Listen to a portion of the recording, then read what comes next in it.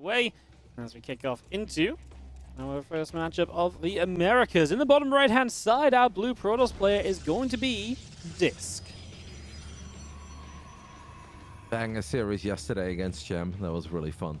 And in the top left side, we're looking at the main base of the Terran, who more often than not builds his barracks on the other side of the map, and he's damn good with Reapers, Bunkers, and any other sort of aggression that's just annoying to deal with. Representing Matcherino Esports, it's Future.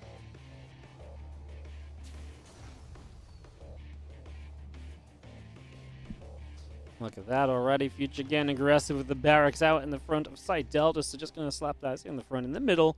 Really obviously forward towards DisK. DisK is checking nearby for proxies. Will you find that one?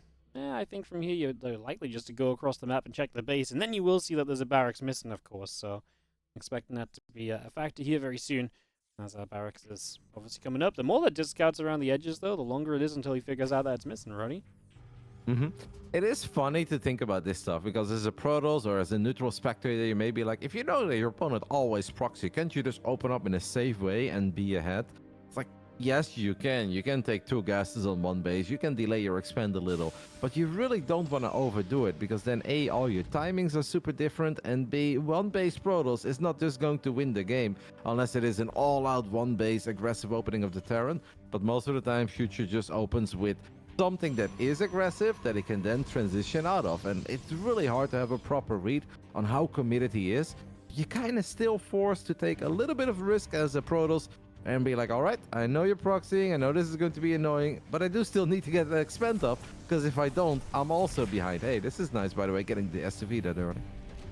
And gets rid of that, just removes some of the potential complications of just kind of you know, having the SCV there, able to build a bunker and everything as the Reaper hops up and is going to get into the main, where there's a Zealot here to try and help zone it, so it can't just focus as easily purely on the probes, which it might have liked to do otherwise. And that's going to be where we sit for the moment, just with this Reaper trying to deal some damage. Yeah, Adapt is out. That's a dead Reaper. Oh, jeez.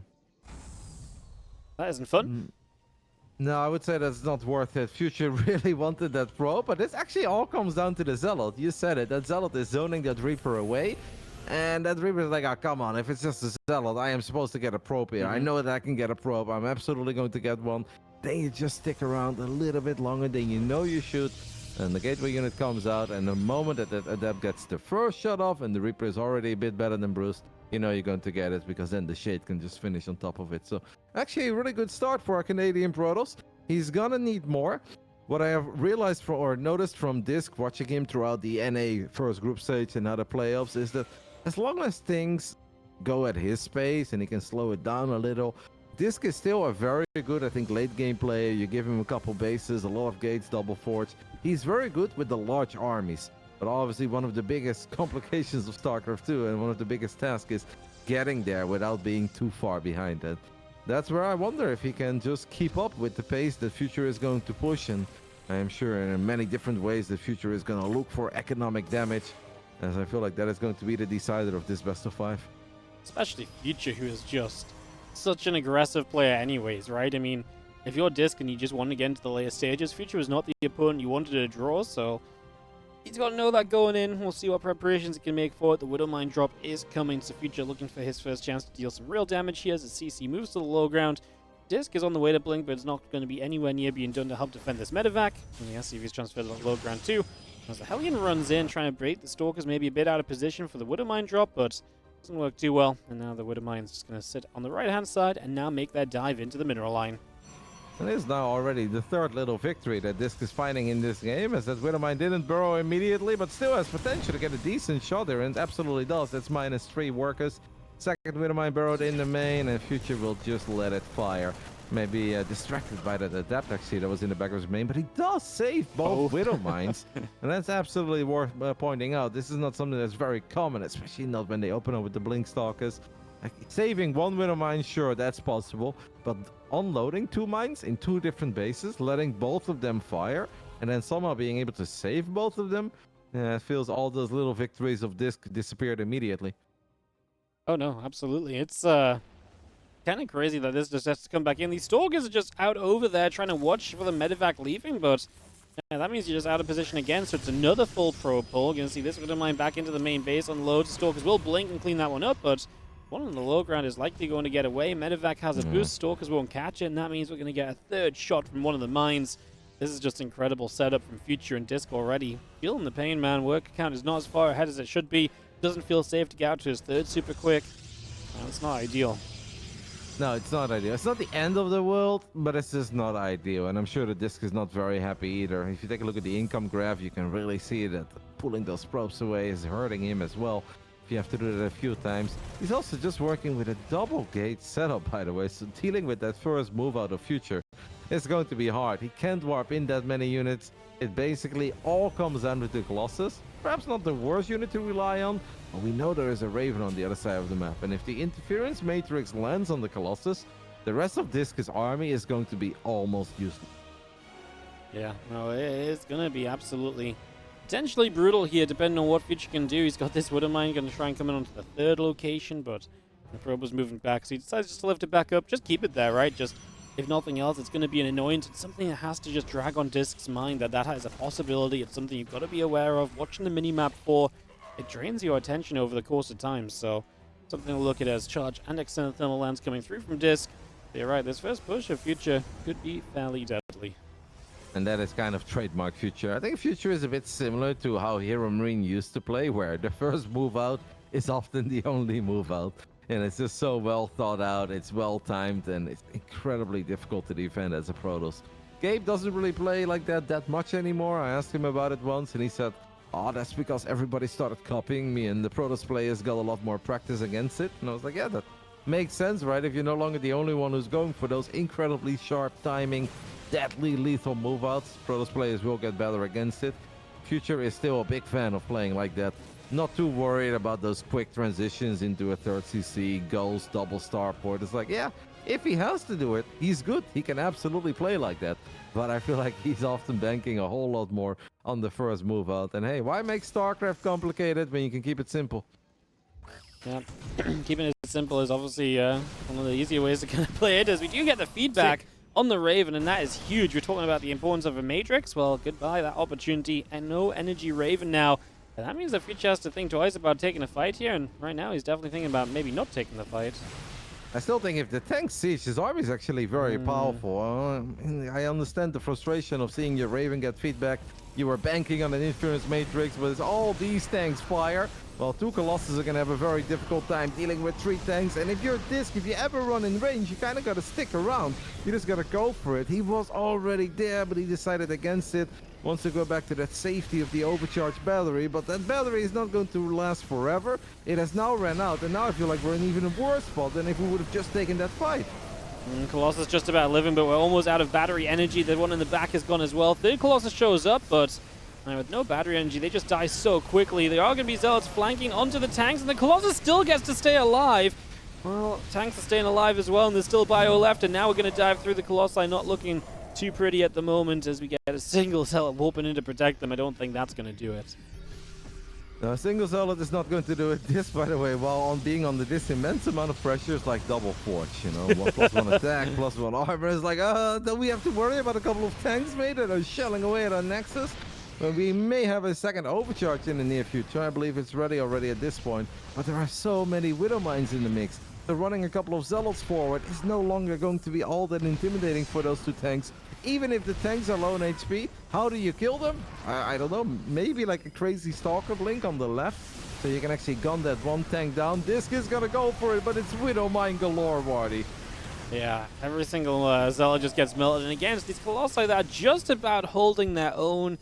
They are the only thing that's really staying alive in this. We're about to hit a 4th Colossus as well if none of them die. I mean, that might be difficult to deal with for Future, but there's a point at which there's just not enough protection. He actually gets one of the Colossus. A few Vikings showing up as well, and there's not really anti-S. These Colossus are just going to be taking free shots, and the Vikings just get to pick their way through them. Now, the tanks do go down, but again, at what cost? As we go lose one more Colossus, we're now stimming in towards some Stalkers. You have to warp in Stalkers to deal with the Vikings, but then the Stalkers are not as good against the ground army. We lose the Pylon, we lose the Warping, we lose the Colossus. Might have to lift and get out, but Future is setting himself up to win this game with reinforcements. Yeah, +1 attack obviously done as well. DisK has 2 forges, but he never really used them. Did also wipe in a Templar Archives, because we saw that feedback early on the Raven. And you kind of think back, hey, some of these fights were close enough that maybe a single Archon could have changed everything. Colossus number 4 gets sniped. Now it's just Archons and Gateway units without any upgrades. Future may have to just go back and kind of recollect his forces, group up properly, because this is not that much, but it does still seem like it's going to be enough. DisK is just running out of steam here. Stalkers without any upgrade. Yeah, they can blink away, they can kite, they can buy some time. It just doesn't really feel like a fair fight. The only thing that I think Future needs to do is just wait. Instead of attacking with like 8 units, just attack with like 20. And if you now attack with 20 buy units, there really is no way for the Protoss army. Yeah, this is going to be, I mean, also Ghost popping out as well, so you're going to have an easy answer to the Archons, which is the only splash that really remains. And so if you can shut down those Archons, life is going to be good for you. You obviously have the upgrade lead for about another 45 seconds or so. As you just, again, see the Stalker's going to blink in. Widowmines are going to start putting some work in against the Zealots. Like I said, the Ghosts have been popping, so just waiting for those to arrive across the map, because a couple of EMPs could just be game ending at this point. Yep, the Archons are pretty much the only thing that are keeping all these buy units at bay. This kid managed to go up to 4 bases. The battery gets EMP'd. Big Zealot warp in. Not every single Widowmine has burrowed. Good split off there on the Zealot, by the way, so that Widowmine only fires at a single Zealot. And that double forge that I was chuckling about earlier may actually come into play, as DisK is still pushing Future back. I mean, Future has been maintaining a 25-30 army supply lead for a little while, but he just can't seem to get DisK out of this game, who has rebuilt another Colossus, so that is the 6th Colossus already of the game body, and the 7th is on the way. I mean, all memes aside, DisK, if he holds on a little bit longer, he's battling. I mean, he's going pretty heavy on the Archons now, and that feels always like a bit of a questionable move if you know Ghosts are already out, but just gotta hang on a little while longer. Well, we will see if he can. Widowmine Field, he is going to get an Archon splash onto some of these Zealots as well. We do start to split away. We obviously take out the Nexus. That's a big deal, because we were starting to be on 4 bases as DisK. The Nexus will not only be an economic loss, it's also going to be a supply block for DisK, so a double whammy there. And we do go running, would not mind seeing the Ghosts here jump into a medevac, because I was going to say they're going to die if they just keep on being chased by the Zealots. It just starts to turn back around again. He's about to have 2-2, so for the double forge helping DisK catch up, Future's about to retake that upgrade lead once more. Kudos to DisK though, because it kind of felt like this was it for the last 3 minutes, and DisK just keeps on warping in units, keeps on finding cute little angles to make sure that the fights aren't all that bad. Microing well against all those Widowmines that have been in his face. He's still on the ropes, but he's sneaking out Disruptors now, and not everybody has the micro of Clem. Disruptors can be very difficult to deal with, especially if you got the 3 different units, right? You got Marines, Marauders, and Ghosts to worry about. They all move a little bit differently. If this can somehow get a few Disruptors out, I'm willing to believe a tiny bit. It feels like he's been on the ropes for the last few minutes, but is this a rope-a-dope? Or is he on the ropes because he just is in trouble? Yeah, no, honestly, I feel as though you're right to have a bit of hope. Like, you know, there's still things stacked against him, the 2-2 upgrades, for example, but with Disruptors, they don't care about upgrades, so, you know, I kind of like it as that Bioforce just going to come across and just going to get ready to run up here, move in towards this base, and there's going to be a pylon, a Nexus that he can get rid of very quickly. Let's just have a couple more Colossi firing away, and the Widowmines and everything just going to try and fire up some shots to splash through. The Colossi are becoming a problem again, so Future will need some more Vikings to help deal with that. As the Stalkers blink through, that is a dangerous drop. It looks as though we're going to get away with the move into the main, and DisK is not moving. Okay, he had a few Stalkers that came into position, so he shoots down some of the medevacs, but he's going to need more here to really stop this. Now he recalls, has to make sure that this recall is on point, and it is pretty much just everything, so it's going to make it, it's going to make it difficult for Future to get away. It's a real shame that he blinked towards the top side of his main. I mean, he's just trying to make sure that the Archons and the Colossus can participate in the battle. Felt that he needed a few more Zealots. He's got the Zealots now. Laser beams coming in from the top and bottom side of our screen. Such a hectic, chaotic game. As Future was temporarily floating a few too many resources. Supplies closer than they've been in a little while. But we are about to look at a Terran that is 4 upgrades ahead and has Vikings to deal with the Colossus. Has Ghosts to deal with the Archons. Like, the deck is really stacked against DisK. But it kind of feels like it has been for the past 7 minutes now. And DisK is an absolute warrior who just keeps on hanging in there. He will not die, and, you know, the longer he survives, the more he can stay in this, the more problematic it may become for Future, who Again, he likes that mid game. He likes that early aggression. He's going to pull around over to the right at the moment. A couple Widow Mines getting set. A couple of Zealots going to get caught as well. As we see the bio stemming up, a couple of Zealots will begin to go down. I mean, Future is about to be on 3-3, and he will be 3-3 to 1-1. So the next couple of fights have the potential to be hugely devastating on the side of DisK. So that could be a big, big problem. Those upgrades could really come into play. His army is actually about to become pretty sick, and this is where I start worrying a tiny bit. Like, I do think that Future is a good late game player, and he's getting the fusion core +2 ship weapons, already working with 2 starports. There's technically still no reason to be worried about Future's position, but if you are Future, these are the kind of games that just become really annoying, where you're like, come on, man, I had 4 Vikings shooting at your Colossus, you had 1 Stalker, that was your army. 1 Stalker, 2 Colossus. Why am I in this game? Why do you have so much stuff? Why are you getting extra upgrades, disruptors? And, you know, this is not probably what Future signed up for 8 minutes ago. An absolutely heroic effort by DisK. And yeah, it wasn't easy, but I'm so impressed, Waddy. Me too. I really, we all thought it was over, right? But the greed of the double forward to that 4th base coming down during all that pressure really finally paid off for him with some clutch holds. And this game is genuinely going. I mean, again, it still feels as though Future has all the opportunities. Right, he's getting Liberators, +2 ship weapons. The upgrade lead on the ground units is still a big deal. He just needs to transition that into kind of winning a big fight or two. But that's the problem. DisK has been great defensively, so winning a big fight or two is more easily said than done. This little run by units on the right side should not really do much with battery pops, but that's just going to be the defense made, so nothing else to be done there. And it could just be that Future is saying, like, all right, I tried so freaking hard to get you out of this game, and I thought I had you on wobbly legs, but you ain't fooling me. I am not going to throw this game. Let's slow it down a tiny bit. Let's max out on the Dream Terran army. Liberators with advanced ballistics, and that's super important. Blue upgrade on the top side of our screen. Those +2 ship weapons. Maybe once those are done, that's where Future says, all right, let's go again. I don't know about being here, by the way, when you're 25 supply away from being a maxed out Terran, you got so much money in the bank. Like, yes, the army is sick, but he could have 27 army supply more, Waddy. Yeah, he is. Yeah, honestly, his army is tiny compared to what it could have been, and not dodge away from these disruptors. Right now, 20 army supply feels like a pretty big deal when you're looking for these big fights. He sets up the Liberators, wants to try and utilize these in the fight. And don't get me wrong, the Libs are going to be a really good zoning tactic, but the Stalkers get rid of 1 right now. A Lib for a couple Stalkers seems reasonable. Why is he not building units? All right, 3 Liberators. That's 4 Liberators. What if he just wants to max out on Liberators? That's the only thing you want to build. Difficult, by the way, for Disruptors to really participate in these battles. That flank that DisK had in mind was also a tiny bit risky. Imagine if there are 4 Marauders and a Ghost standing there. You drop an EMP, you kill everything. And Future feels that he needs to split off a couple of Marauders. Is still nowhere near maxed out. It's almost like he accidentally ungrouped all of his racks or something. Like, he hasn't built a buy unit in forever. No, he's not been building anything at all. Finally, some Marauders and the Marines start to step up. We are going to recall into the base. Is it going to be enough? Yeah, it's going to be absolutely everything. The Liberator is getting shot down, and the Disruptors could now maybe participate, as we're going to see a Colossus from the low ground. Feel like we've seen this one before, as DisK clearing up this army of Future. Stalkers blinking across the other side. Additional Warpins continuing through. And it looks as though we should just about get there. The supplies actually evening up. Some Vikings are showing up. No, we're not going to get the... that's just the upgrades, man. 3-3 at the end apparently showing up finally. I mean, these fights are absolutely chaotic. We just have projectiles flying in from different angles. No idea who's flanking who. No idea who should pick up, who should leave, who should have recalled more. In the end, DisK will get each and every single Terran unit, but Future is a 5-base Terran, who was already sitting on money before this fight started, and during that fight gathered even more.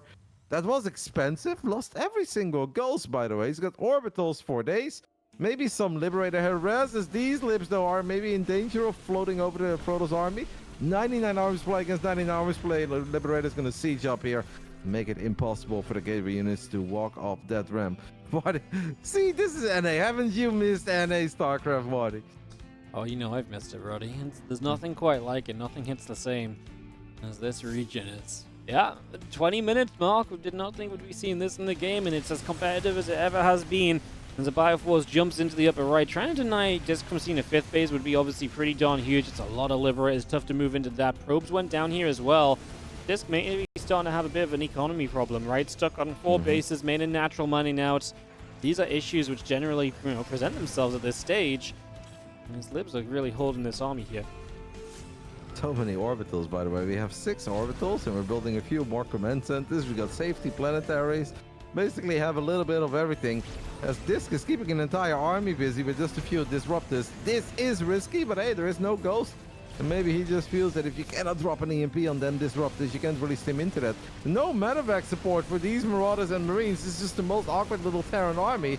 Kind of felt that they went out with their friends, but throughout the night everybody went home, and these are the boys that decided to never go home. They stuck around till the bitter end, and in the end will get swallowed up. Reinforcements have arrived. A couple of EMPs land on the disruptors. One of the Novas was decent. The other ones haven't really found dream connections yet. One more decent one on the Marauders, as one of them connects with the Zealots. Is now the Widowmine is going to get some sick connections on the Zealots. And this will just run out of units. What a game. 21 minutes of what felt like Future attacking DisK. And DisK refused to say die, but in the end could just never secure an extra base. That was wild. I mean, Future was just in such a good spot for such a long time. The fact it went on for so long was kind of wacky in the first place, but yeah, I mean, just credit to DisK showing that Future's got to be careful, man, because any worse of a start, and DisK could be the one absolutely just completely controlling these games, so it's definitely a statement made as you get ready to hop into game number 2. It's going to be Oceanborn for our second map already, so and playing some of the more kind of the older, the more compact maps here, maps that we've seen a lot of over the past season. As Ready and Jail at Chef is called, these guys are very ready to dive into game 2. It must be wild to be DisK. It's like, man, I just fought for 20 minutes. I was dead the entire time, but like, at certain points I wasn't quite so dead. Like, how do you dissect that game in such a short period before game 2 starts? Yeah, that's difficult. And I was just thinking, I was like, I feel that I've seen Future play a similar game. It was a bit different already in the group stage. And I was like, was that against DisK? And I do really think it was. Future DisK, game 1 on Ghost River. Future had a dream start, man. It was like, it was Omega over. And DisK had only a couple of storms, 2 base protals, no upgrades. We're like, yeah, okay, that's a wrap. That's a wrap. That's a wrap. And then the 7-minute game turned into a 25-minute game, and I had people coming in, and I was stream. They're like, what the hell? This game is still going? Like, I went to walk my dog. I had food. I had dinner. Why is this game still going? So, seems to be something about these guys going up against each other. Where Future gets incredibly far ahead, but has a hard time actually closing it out.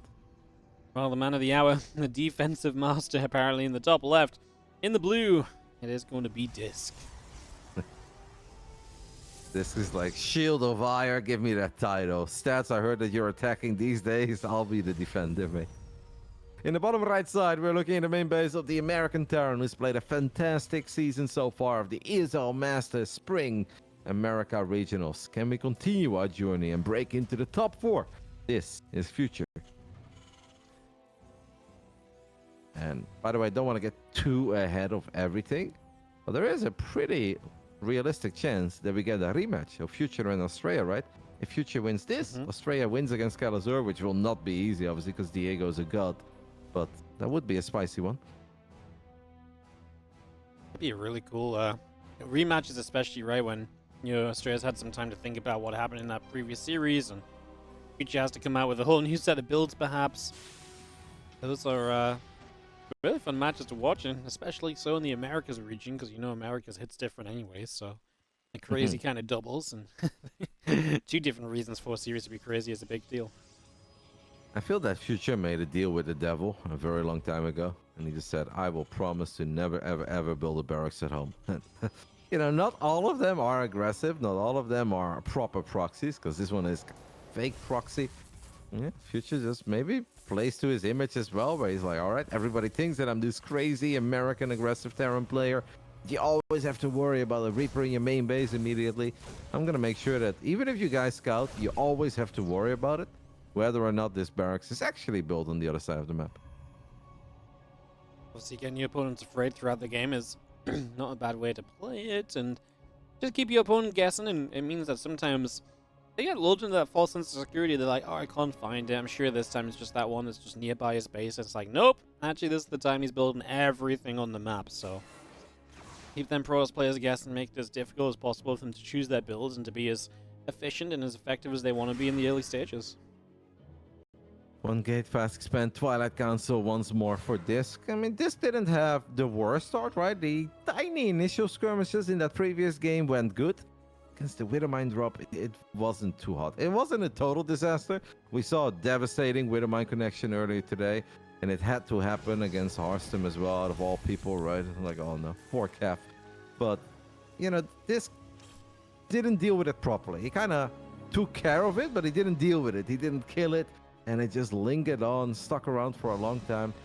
And it's just annoying to worry about that Widowmine drop. That's always there. Sometimes it's even better to just lose 3 probes once and get it over with than losing one multiple times and losing all that mining time and always having to worry about it sneaking back up and just distracting you. It's taxing you in your attention spot. It's so frustrating when it just sits there and it just waits. And you, like you said, it just drains your attention away. It just keeps you busy the whole time as our Widowmine's going to load up. They're going to begin to move across the map as Future. So to the top left he goes. And we'll see if this can handle this a little bit better this time around, because it definitely feels like he will need to, because that was just the first step of the game falling apart for him last time. Yep.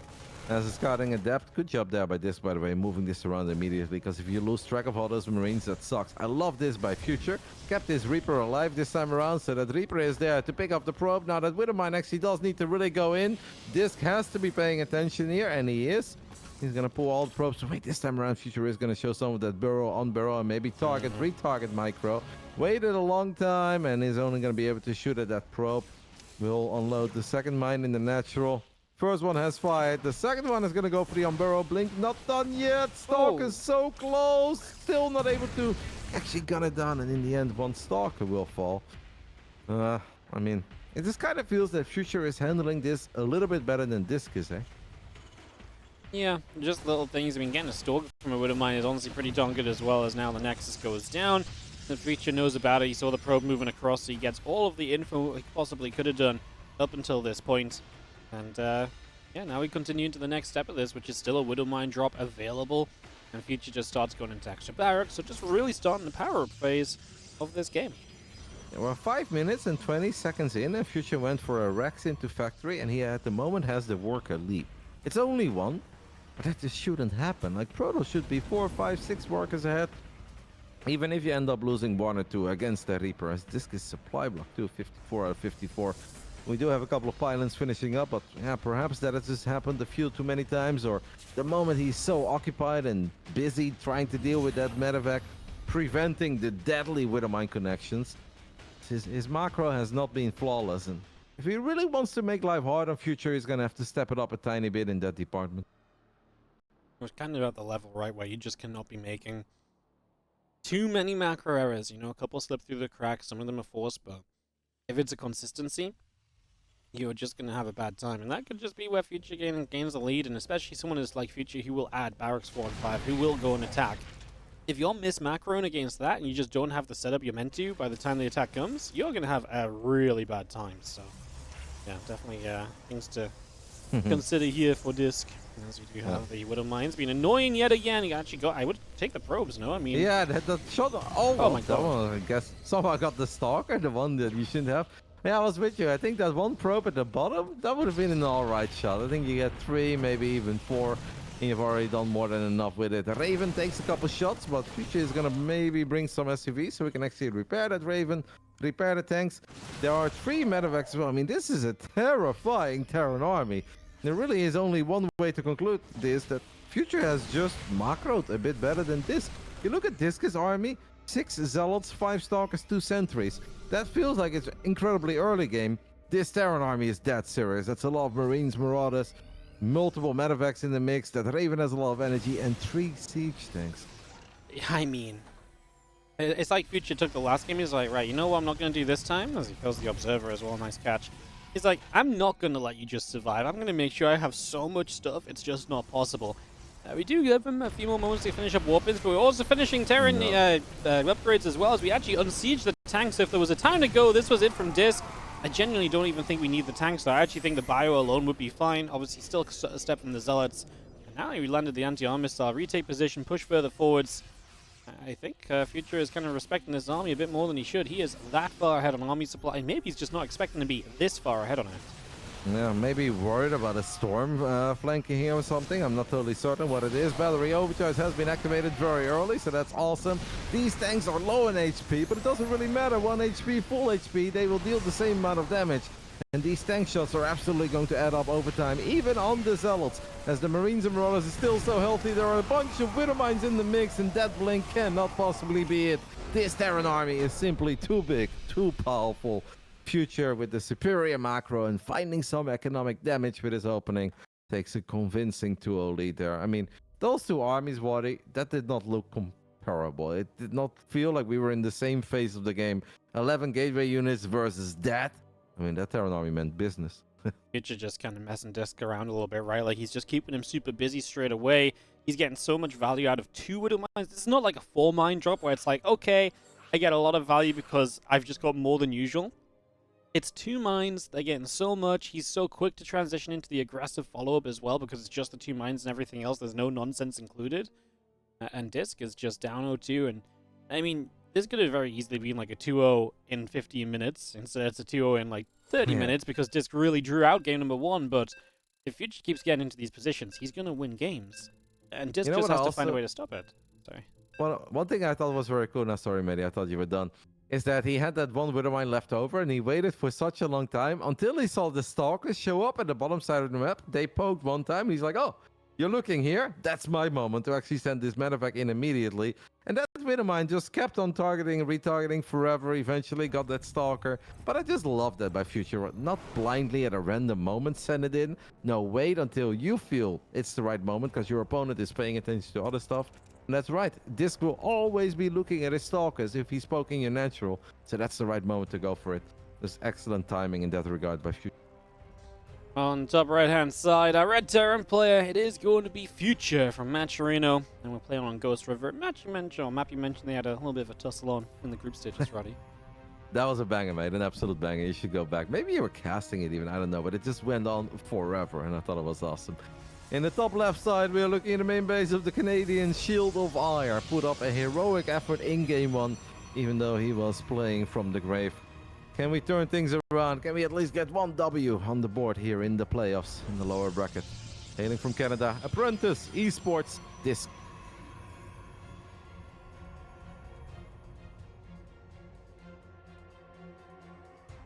Double gas from Future.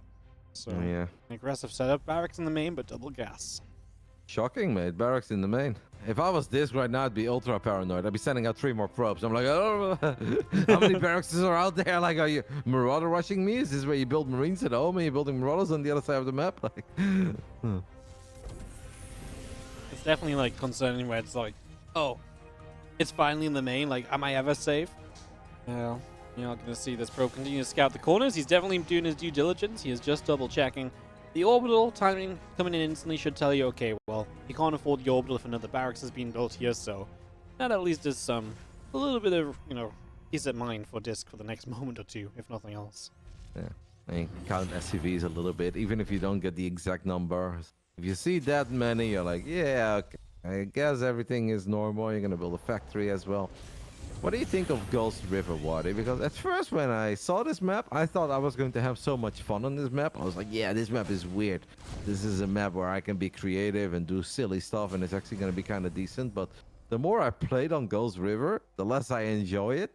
And the more professional games I see on it, I have to say it's not really growing on me either. Like, the pros definitely deliver some spectacle here, but it's not turning out to be my favorite map by any stretch of the imagination, which I kind of thought it was going to be. So, I guess I was kind of the other way around. I saw some really dumb stuff on this map in the TLMC when we had it in the contest. People killing the rocks and stuff and going through the top of the map, and pretty sure Thermal killed Showtime with his Zerg on this map and stuff. I was just like, okay, this map ain't it. So actually, I feel like I went into this map kind of feeling the worst about it, but then I wouldn't say I love it. Like, it's limited bases. It's very kind of, a strict setup on what you do. But it does kind of allow you to kind of take 3 bases and just sort of kind of macro, and then your 4th base goes behind. I guess it just kind of naturally develops into kind of less interest in games because it doesn't really encourage you to be aggressive, right? Like, everything about it says small map that you can't actually do anything on, so it's kind of weird. It's so hard to kill somebody, especially if a Terran wants to defend here with a bunker, a sensor tower, and a tank on the high ground, low ground. It becomes incredibly hard, and I don't mind long games. I do mind it if it's forced, right? And there's just like almost no way around it. It's just such a weird way for it to be forced, because usually the forced long games are like, hey, here's an in-base expand, and everything's on the high ground, take 4 bases. This isn't quite that, but then, yeah, like I say, like the elements of it feel as though it shouldn't be like that, but then it kind of still is. It's weird. There are obviously a couple of cool aggressive builds early on, but they often include some SCVs, and then we're just all in immediately as well, which is not necessarily a dream scenario either. Double Reaper hops into the main base, -3 probes. I think Future's already going to be pretty happy with that. Sure, it's a bit of an investment. We can't say that was for free, but 3 Reapers killing 3 probes. 5 probes have gone down in total in a 4-minute game. And you obviously know what you're playing against as well. If your Future spotted the Twilight Council, knows about the Robo, don't think there's any reason for him to be too unhappy. 4 minutes and 25 seconds into the game. No, I'm with you. I'm just going to drop that 3rd base down. There's going to be the medevac moving through the top. That's going to show up in a second. The double Widow Mine drop. We've seen it be very good in this series so far. Just got a little bit better at dealing with it kind of in terms of initially moving probes last time. So that's why we're going to see Future once again doing that burrow and unburrow micro. Don't give up a Stalker this time. It's just going to get 1 probe as we drop in the main base as well. At least this Widow Mine should. I mean, don't unburrow it too much, because I actually feel like you just lift it up and evacuate it if you want. As the Stalkers blink in, that's not enough, and that is a dead Stalker once again. Yeah. Could have also gone for the retarget there, even if you then don't guarantee yourself the Stalker kill anymore. What you will do is make it impossible for the probes to come back, and then DisK would have to leave or have to move everything away, only leave a single Stalker behind up to the point where you can finally blink again. Kind of curious what would have been the better play there, but in the end, Future said, I'll take the guaranteed damage, I'll take a Stalker. Stalkers are expensive, and they are important for you to control my eventual move-outs. We know that the move-outs will be coming. We have a Raven out. The Observer, by the way, is in danger, but I don't think it's going to die. That's a tiny win for DisK. I'd feel good about it, seeing my opponent drop another turret, and I keep my Observer alive. I already feel concerned, though. Like, the worker count's better for Future. The army supply is starting to get there. It just feels like, again, DisK is not quite winning the macro kind of portion of this game, and maybe eventually he can drag himself to kind of staying alive and all the rest of it, but as of right now, I'm again just kind of already getting worried for him in these early stages, already. Like, the setup just does not seem as strong as it should be. And okay, we see 6 extra gates coming online, but you need to start pumping probes to hit this 3rd base, otherwise you're not going to be able to afford to produce out of all of these gates. You know what I would love? That he sends out a probe to the bottom right side, builds a pylon there, builds 1 gateway there, or just a pylon. And then the first time the Future is moving out, if it's the same move out as Oceanborn, the moment he's down that ramp, you click 5 Zealots into the natural, and it's difficult as a Terran to figure out if they truly want to commit to it or not. I do think that DisK wants to go for a Templar Archives, by the way, in the near future, but still on 2 gases. And affording a Templar Archives on 2 gases is hard, and this is obviously not for the feedback, but I know he loves Storm. He's always been a Stormy boy in this matchup. And that is how he had an absolute banger with Future earlier in this tournament. So I'd love to see it. I understand not taking the gases too early, because then you slow down your own economy. It's always a scary moment. When do I want to tack up? But if your opponent hasn't moved out yet at minute 7, then it's time, buddy. Like, yes, we want Zealots, but we also need something else other than Zealots eventually. Yeah, pure Zealot is I mean, it's it's kind of a crazy comp to try and play. It can work if your opponent just walk into it. Maybe Future will do. But this is also a map where the entry points are very choked up with ramps and so on. So actually finding a way for the Zealots to get a fight might be kind of difficult as well. Stalker's doing a good job of trying to delay this. We drop an order turret just to try and support the move out here. As we nearly get a Widow Mine. Future is going to get here in a second. Fighting's been very good. Got like 5 Marines there. Hasn't lost a Stalker yet. DisK is thinking of just going for it. I mean, he's been pumping out nothing but Zealots. 8-gate Zealot. We have 21 Zealots out on the map. And as long as we don't need the biggest Widowmine connections, I want to say we should be fine. There is a hallucinated Phoenix there. Would love to activate a Widowmine shot, and it doesn't. DisK's army is great, but Imagine now, buddy, a few zealots storming into the natural, or at least we need a flank, right? Because that is a lot of Widow Mines, and I am worried for this kid that it doesn't matter how many zealots you have against this many Widow Mines, you're in trouble. Yeah, I mean, the Widow Mines melt the zealots on the top, but then the zealots on the bottom are all the ones that are anti-armor missile, which means that this is going to be huge for future. He can just continue forwards, and right now there's nothing to really stop him. Yes, he cleaned out the tanks, the Widow Mines on cooldown. I actually think Future had a moment there just to chase with the anti-armor being active. He's going to turn around, just fight on the ramp. That's good for him as well. And now he's got even more Widow Mines available. And he should go up the left side. He does not want to get stuck behind a single force field here. This comes from a place with a lot of experience, but there is nothing worse than when you're spamming gateway units, you take a fight against the Terran, all the Widow Mines fire, and you don't actually kill the Widow Mines. If they are still around for the second part of the battle, you're always in trouble. If the only thing you can do is build zealots and stalkers. I think DisK knows that he's in a little bit of trouble. He's gonna go for it, is forced to disengage once more, gets one or two of the mines. Went okay-ish, but he needs more than okay-ish. He needs something to truly go his way. He's got a Robo Bay on the way at the moment. He's gonna warp in a few more sentries. Raven is low on HP, but the reinforcements have arrived for future. The Widow Mine count is 9, and it's so difficult to battle 9 Widow Mines if the only thing you have are zealots and stalkers.